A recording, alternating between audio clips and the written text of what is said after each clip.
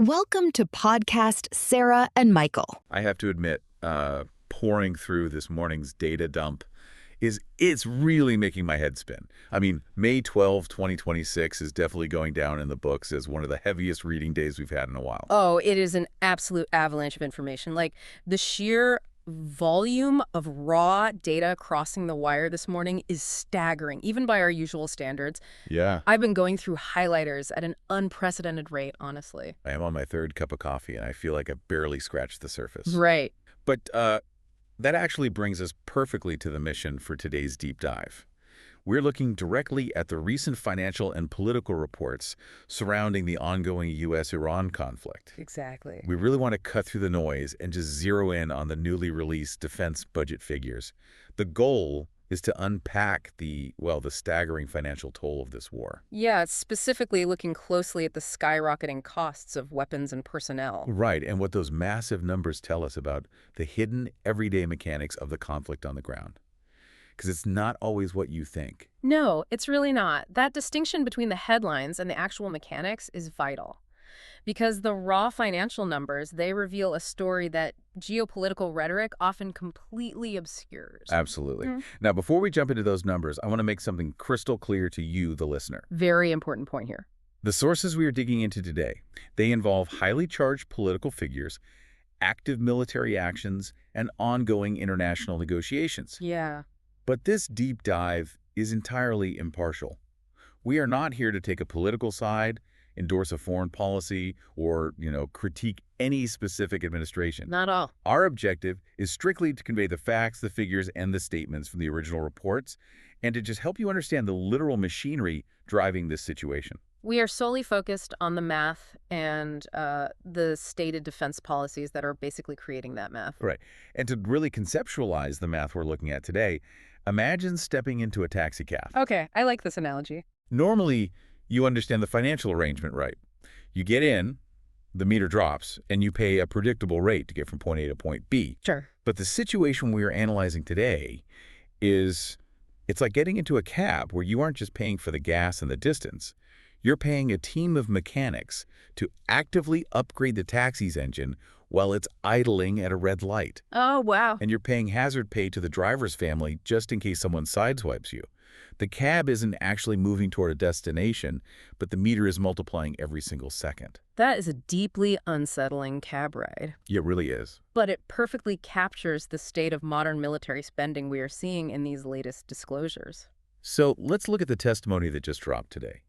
Jules Hurst, the acting director of the Defense Budget Office, testified before the House Armed Services Committee, and the numbers he provided are they're mind-bending. They really are. Hurst revealed that the U.S. has now spent nearly $29 billion on the war with Iran. And just to help our international listeners grasp the sheer scale of that, $29 billion translates to roughly 940 billion Thai baht. Which is just a massive aggregate number. But, the most crucial piece of data in her testimony is actually the velocity of that spending. Yes, the speed of it.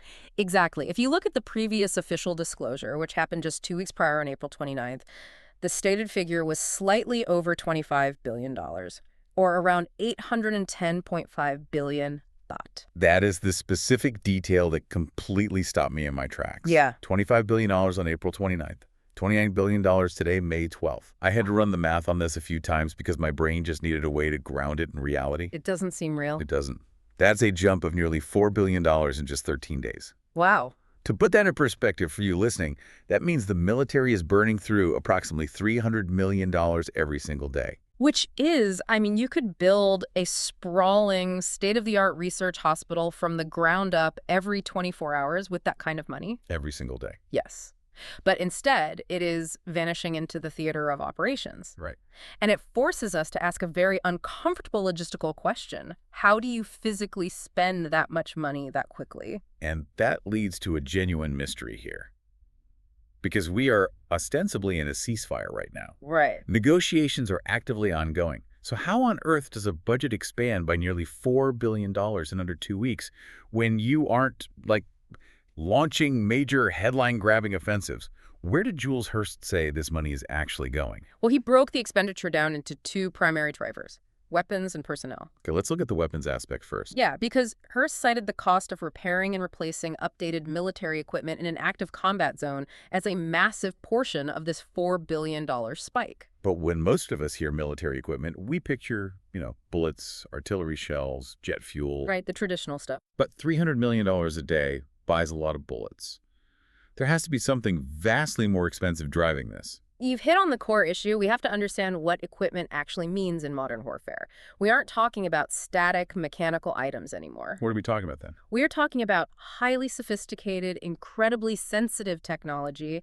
This involves electronic warfare suites, advanced drone networks, proprietary radar systems, and precision-guided munitions. Wow. Modern conflict is essentially a battle of competing supercomputers. And I imagine placing highly sensitive supercomputers in a Middle Eastern desert environment is just a logistical nightmare. Oh, the environmental degradation alone is catastrophic for the budget. You have microscopic sand infiltrating cooling fans, extreme 110-degree heat-cooking microprocessors, and just the sheer wear and tear of constant operational use. So the environment is destroying the gear. Yeah, but the environment is only half the battle. The key word in Hearst's testimony was the constant need for updated equipment. Okay, so how does that update process work on the ground? Why is it so financially draining?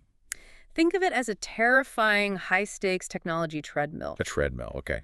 Adversaries in modern conflicts are constantly adapting.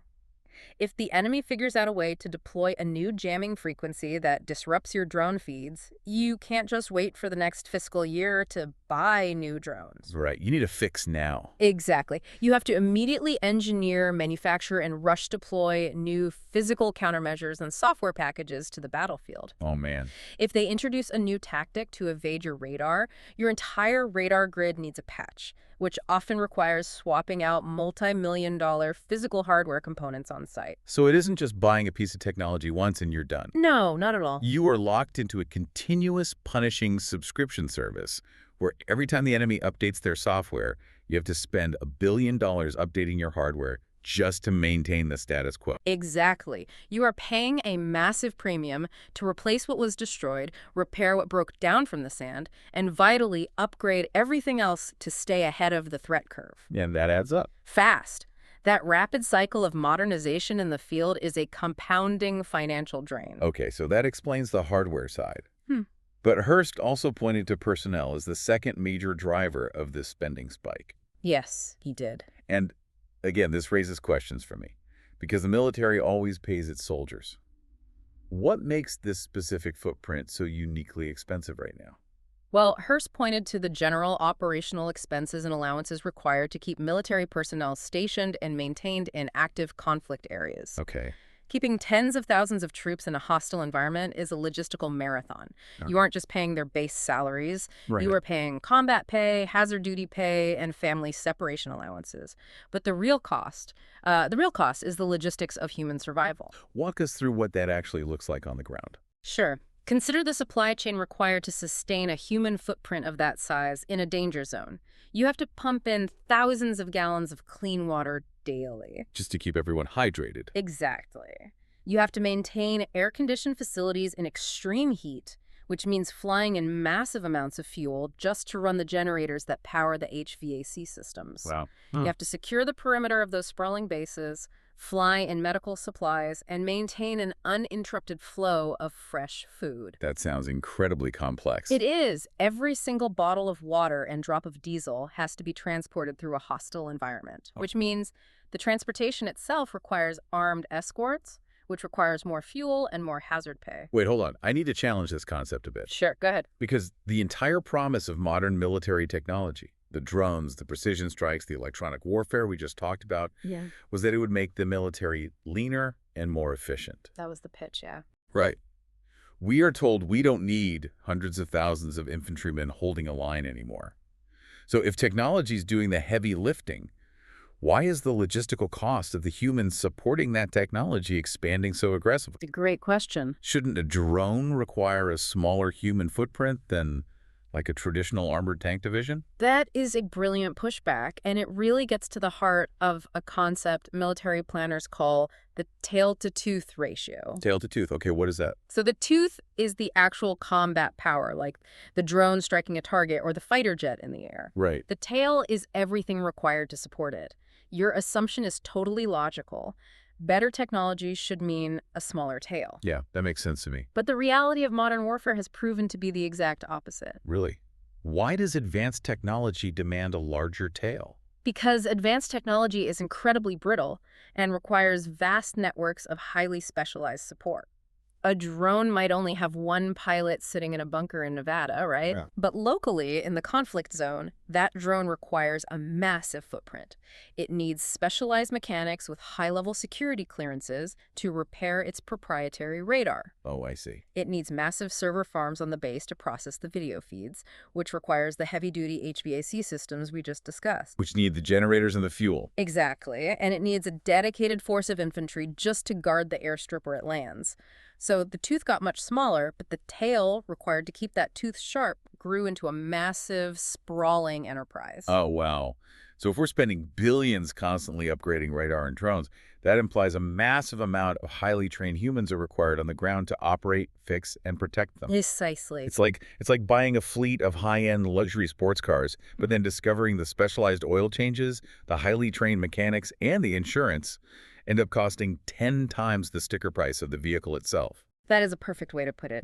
And when you park that fleet of luxury sports cars in a highly corrosive, dangerous environment, the maintenance and security costs just skyrocket exponentially. Which brings us back to the overarching mystery we touched on earlier. Right. If maintaining this machine is so unbelievably expensive, Yeah. why is the fleet parked there right now? Why are we spending $300 million a day to keep this sprawling apparatus fully spun up during a ceasefire? Yeah, the big question. And that brings us to the broader context, the political reality on the ground that is acting as the catalyst for these numbers. Because the military doesn't exist in a vacuum, you know? It doesn't just choose its own posture. Right. It fulfills political directives. And the reports we are analyzing today highlight some very specific high-tension directives from political leadership that perfectly explain the burn rate. The sources outline recent statements made by former President Trump that drastically alter the threat posture. They do. According to the documents, he's explicitly threatened to bomb Iran again. Furthermore, he has assessed that the current U.S.-Iran ceasefire agreement is, and I'm looking at the translation here, fragile or rattling, despite the fact that diplomatic negotiations are actively continuing. Rhetoric at that level immediately changes the operational reality for the thousands of troops on the ground. It has to, right? Absolutely. But the most financially impactful piece of data in the report is a specific operational order. The sources note that Trump gave a directive to maintain 24-hour surveillance on Iran's uranium stockpile. Let's dig into the mechanics of that surveillance order, because I think a lot of people hear 24-hour surveillance and assume it means like pointing a satellite at a nuclear facility and having a few analysts watch a monitor. It sounds so simple. It does. So why does a surveillance order trigger a billion-dollar spending spree? Because continuous, unblinking surveillance in a modern military context is an extraordinarily complex, layered operation. A satellite in low Earth orbit isn't always overhead. It passes by. To get 204/7 coverage, you have to layer multiple systems. You need high-altitude reconnaissance drones constantly rotating on stations. Just circling nonstop. Yep. And those drones require constant maintenance, specialized fuel, and shifts of operational crews. And I'm assuming they aren't just taking simple video feeds either. Far from it. You are running signals intelligence aircraft alongside them. We are talking about flying server farms that are basically vacuuming up the entire electromagnetic spectrum. Wow. Encrypted communications, radar frequencies, thermal imaging, and cell tower data across hundreds of miles. That's massive. It is. Running those systems takes immense electrical power and generates terabytes of data per second. To make sense of that data, you need hundreds of highly specialized intelligence analysts working around the clock in secure facilities to process and interpret the information in real time. So in order for 24-hour surveillance isn't just looking through a digital telescope. Not even close. It is a mandate to spin up a massive, highly expensive intelligence apparatus and keep it running at redline indefinitely. Precisely. Now, combine that massive intelligence operation with the assessment that the ceasefire is fragile or rattling, along with public threats of renewed bombing. Okay. When political leadership signals that a fragile peace might shatter at any second, the military cannot relax. They are forced to adopt a posture of maximum readiness. Explain what maximum readiness actually looks like on a day-to-day basis for the budget. Maximum readiness is literally the most expensive state of being for any military. Really? Oh yeah. It means you aren't turning off the engines to save fuel.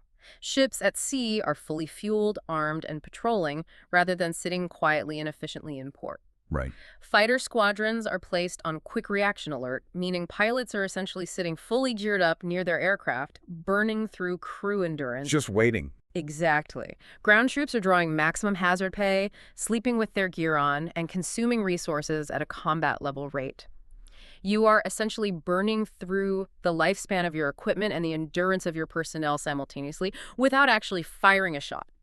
I want to reinforce our impartiality rule here for everyone listening. Yes, please do. Regardless of where you fall in the political spectrum, and regardless of whether you believe aggressively surveilling a uranium stockpile and holding a fragile ceasefire is the absolute right strategic move or the absolute wrong one. Right. The financial reality remains identical. High political tension directly translates to an incredibly expensive military holding pattern.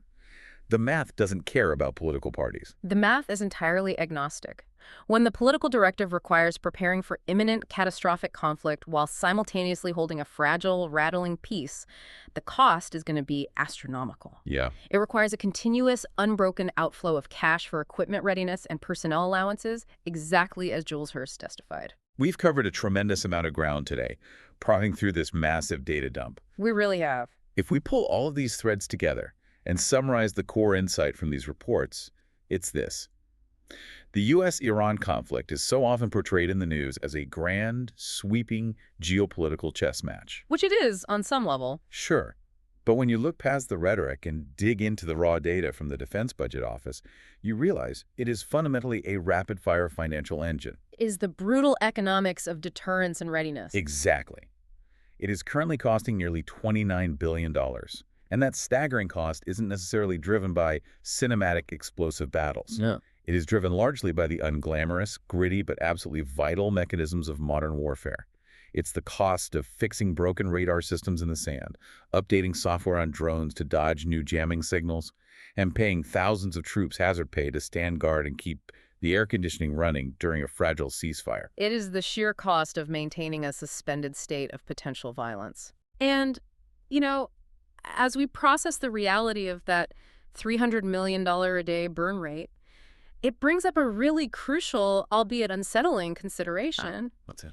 If simply maintaining a fragile ceasefire, just holding the line, keeping the engines idling, and keeping a watchful eye on uranium stockpile is driving the defense budget up by $4 billion in less than 2 weeks, what will the financial ceiling look like if those ongoing negotiations fail and the ceasefire actually breaks? Wow.